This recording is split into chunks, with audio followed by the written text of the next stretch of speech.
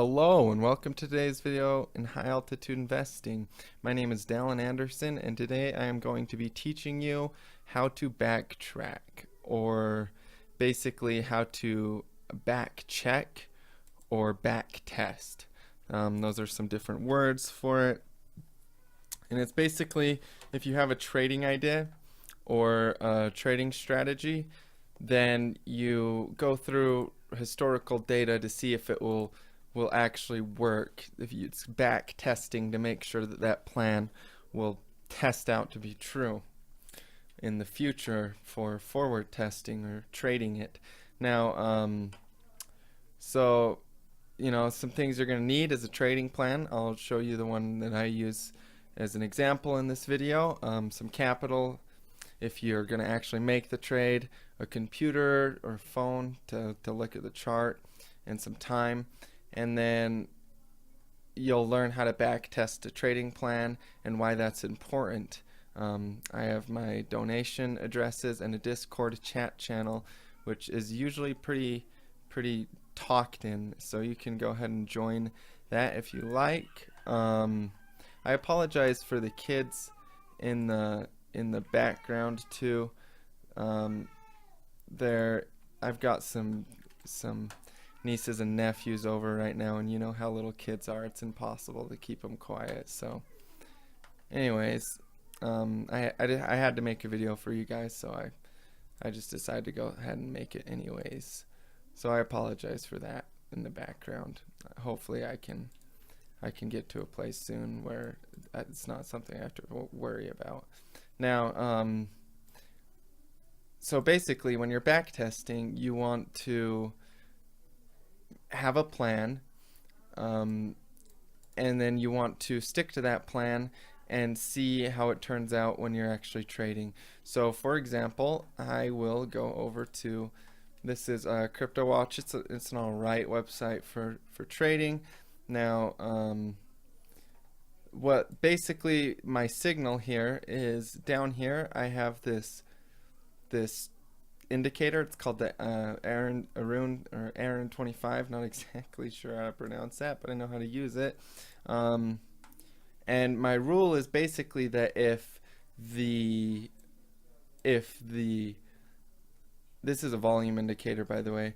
My rule is basically that if the green crosses over the red inside of these two middle lines and makes an X, so for example right here, the green goes from the bottom of this over to the top, crossing through at an intersection in the middle, making this X shape right here, that I buy. Okay, so that would be the buy. Okay, now if I'm back testing, I see that this signal right here, so if I was clear over here in Bitcoin,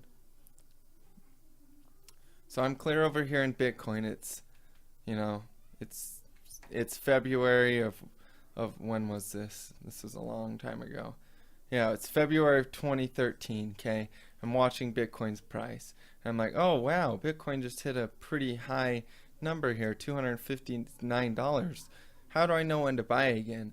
Oh, I watched a stock trading video on how the Aaron 25 works.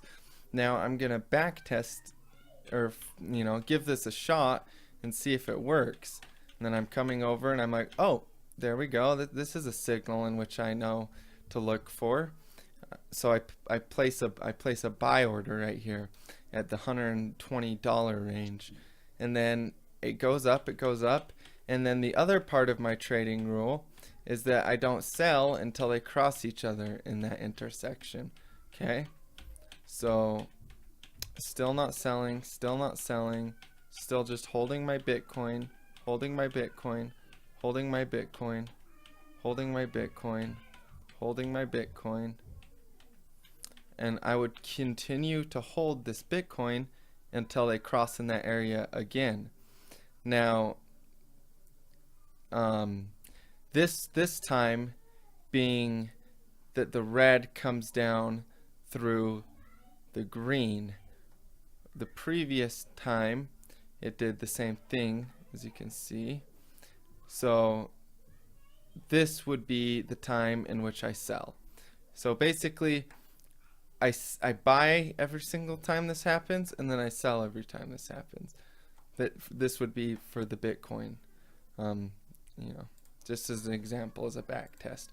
So right here, I would sell. Okay, now that would have given me, let's see, I bought right here. So that would be 100, 600, so about 600% gain off of that trade. Okay, now let's see when they cross again in this intersection. Right here they cross again in this intersection. Now the rule is that I'm supposed to buy when this happens, and so I enter a position again at this intersection, and that price range in which I enter at would be the,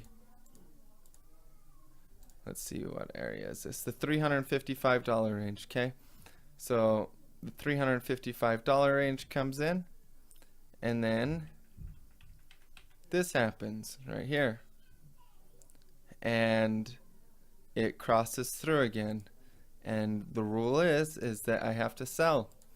And so if I'm back testing this trading plan and I have to sell when this happens again, then I would have lost a little bit of profit on this trade. I would have lost some of the gains that I had made from my previous one, but it wouldn't have taken out all of my profits. So let's just continue testing this method. Okay, well, it looks like right here we have another buy signal happen. So I just continue testing this, you know. So if I would have been trading this, and I would have been watching it go through this, you know, these are huge candlesticks. These are 3 days period of time. For back testing, you usually want to do something that's shorter period of time, have a shorter trading plan, because that way you have enough time to sit there during the volatility during the day to day trade it and actually make money doing some day trades. So you lose a little money off this trade, right? But you're coming along here and you're going through the sticks day after day, and you're like, oh hey, there's another one of those signals for me to buy. So you buy, and then Bitcoin goes up to 500, and then it doesn't give you another signal to sell. Still hasn't given you another signal to sell, because remember, these lines have to cross through in this center.